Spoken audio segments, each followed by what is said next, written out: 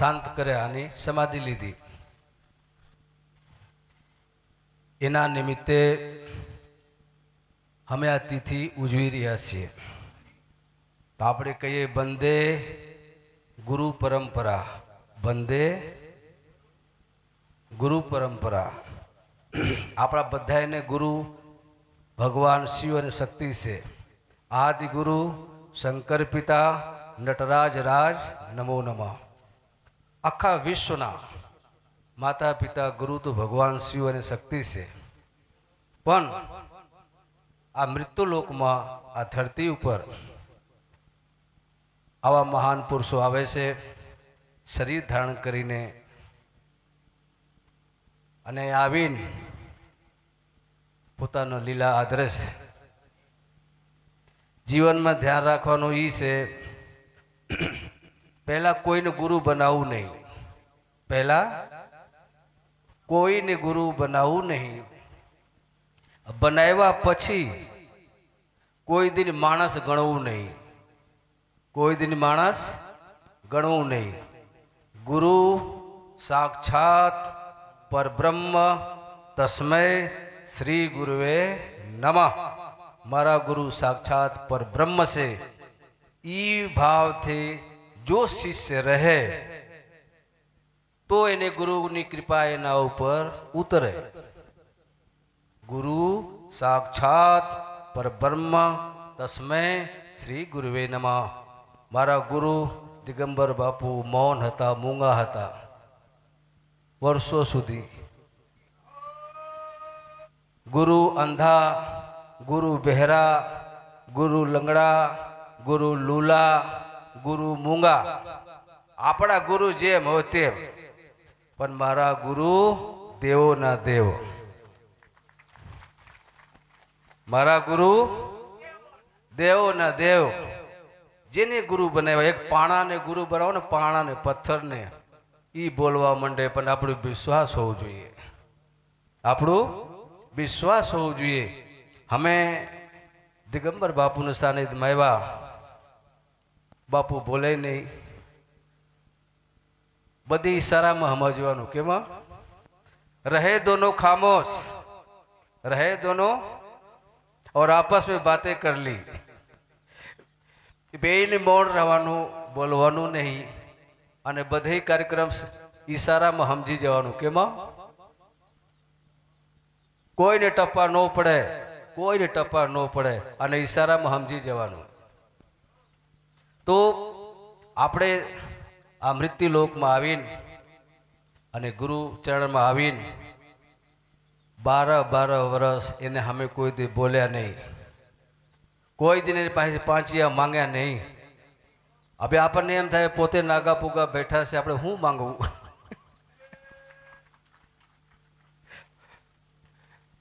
ગમે ત્યાં જવું હોય ખાલી આમ કરી દે, હાથ આમ કરી દે, જવા દો. અને આગળ શું થાય, અહીંથી ગયા પછી આગળ જઈને એની કૃપાને આશીર્વાદ દેખાય. 12 વર્ષે જ્યારે બાપુની સેવા કરતા કરતા એક શબ્દ કીધું કે આનંદગીરી, હવે મને તારા ઉપર વિશ્વાસ છે. 12 વર્ષે હો. અત્યારે આપણે તત્કાલમાં બધા સિદ્ધિઓ જોઈએ છે. તત્કાલમાં એ ગુરુજી ફટનાણ આપી દો ને, મજા નથી આવતી. નો આપે તો ગુરુ બદલાઈ નાખે. તો બહુ ધીરજ રાખવું પડે. શું કરવું પડે? બહુ ધીરજ રાખવું પડે, બહુ શાંતિ રાખવું પડે. ગુરુ કહે ઈ કરવાનું, ગુરુ કહે ઈ જ કરવાનું.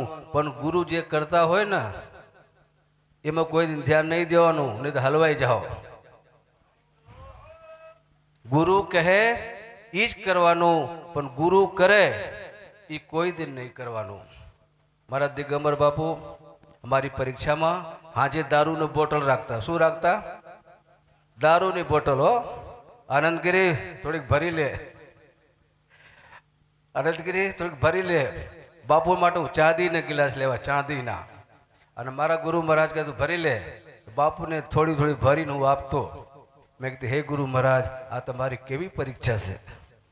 આજે કોઈને ગુરુ દારૂ પીતા હોય તો ત્યાગ કરી દે. કે મારા ગુરુમાં કાંઈ છે નહીં.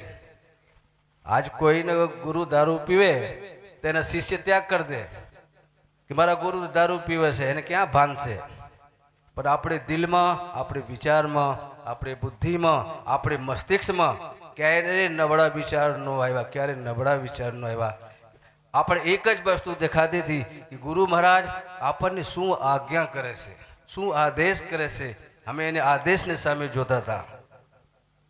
પછી બધા દીકરીઓ આવે, બાપુ આમ લાગા પોગા હુઈ જાય, આ દીકરીઓ પગ દાબે. પછી બાપુ ત્યારે અમને બોલાવે, આનંદગીરી તું અહીંયા આ બે જા. ત્યારે અંતઃકરણની પરીક્ષા લેતા. કેની? કે તારે અંદર વિચારમાં શું હાલે છે. વિચાર તો કરો. તનની, મનની, બુદ્ધિની, વિચારની બધા પ્રકારની પરીક્ષા કરતા કે તારે અંદર હાલે છે હું. બધી રીતે તપાસ કરી, ઉપરથી, નીચેથી, અંદરથી, બહારથી. પછી છેલ્લે ગુરુનું વચન આવે છે. શું આવે છે? આપણે કહીએ કે હે ગુરુદેવ, હું તમને તન અર્પણ કર્યા, શરીર અર્પણ કરી, ધન અર્પણ કર્યા, મન અર્પણ કર્યા. પછી ગુરુ મહારાજ કહે છે કે આનંદગીરી ક્યારેય પણ ધ્યાન રાખજો, ગુરુને આગળ નહીં હાલવું, ગુરુને પાછળ નહીં હાલવું, ગુરુને ઉપર નહીં હાલવું, ગુરુને નીચે નહીં હાલવું, માત્ર ને માત્ર ગુરુના વચનમાં હાલવું. કેમાં હાલવું? ગુરુના વચનમાં. ગુરુ જે આદેશ કરે, જે આદેશ કરે એને માટે મારે ભલે મારે પ્રાણ પાથરવું પડે, પાથરી દેવાનું, પણ ક્યારે પણ ગુરુના વચનના ઉલ્લંઘન ન કરવું. જો ખરેખરી ગુરુ તત્વને જાણવું હોય, એ પરબ્રહ્મને જાણવું હોય, તો એના વચનનું ઉલ્લંઘન ક્યારે ન કરવું. અમારા નિજ અનુભવ છે. એક ફેરું રાત્રે બાપુને પગ દાબતા હતા અને બાપુ આંખ મીજીને લંબાવ્યા હતા. 1-1.5 કલાક થઈ. મને એમ થયું બાપુ હુઈ ગયા છે, હાલો આપણે હુઈ જઈએ. અને પગ મૂકીને આપણે હુઈ ગયા. અને બીજા દિવસે સેવા કરવા ગયા. બાપુ કહે શું સેવા કરવું છે? તે દિવસ લાઈટ થઈ 3 કલાક. રાત્રે 12 વાગી જાય, 1 વાગી જાય.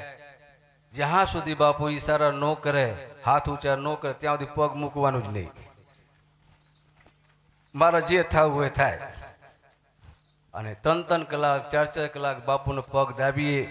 જ્યારે સમય આવ્યા 2013ની ઘટના, બાપુનો પગ દાબતા અને પહેલું ફેરું બાપુ પાસે હું રજા લેવા ગયા કે બાપુ હું મહારાષ્ટ્રમાં ગણેશ પુરાણની કથા રાખી છે, બાપુ અમને રજા આપો. બાપુ આસનમાંથી બેસી ગયા અને ફર્સ્ટ ટાઈમ પહેલું ફેરું બાપુએ 2 હાથ ઊંચા કર્યા કે આનંદગીરી હવે તારે જે કરવું હોય.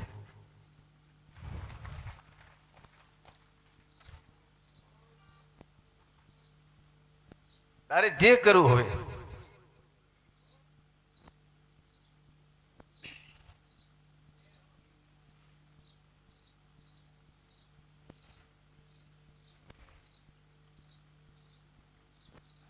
આવું ગુરુ વચનની મહિમા. તારે જે કરવું હોય હવે તું કર ભાઈ, મારો સમય બે પૂરા થયા.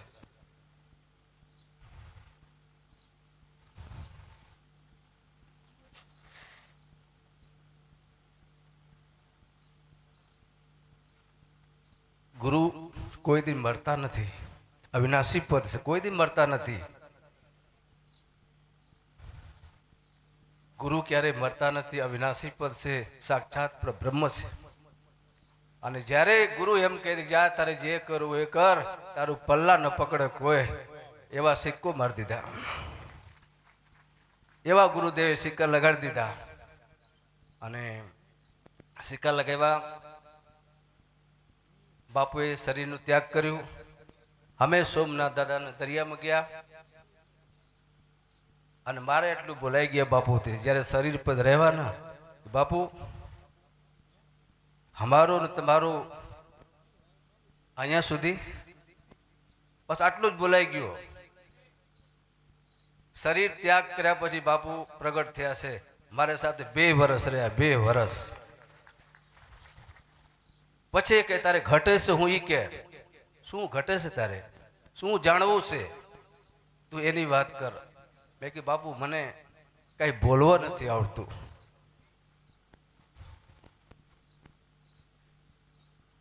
કોઈ પણ વિષયમાં, કોઈ પણ સબ્જેક્ટમાં બાપુ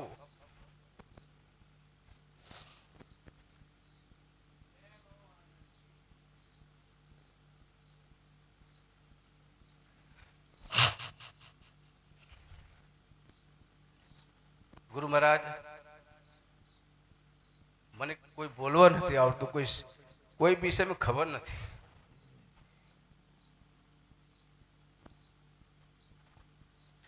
પછી ગુરુ મહારાજે ભાઈ ચાલુ કર્યું, ચોપડા વગરના હો, પુસ્તક વગરના.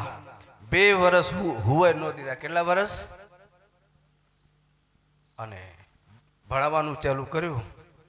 તારે આત્મા જ્ઞાન જોઈએ, બ્રહ્મ જ્ઞાન જોઈએ, તત્વ જ્ઞાન જોઈએ, ગુરુ જ્ઞાન જોઈએ.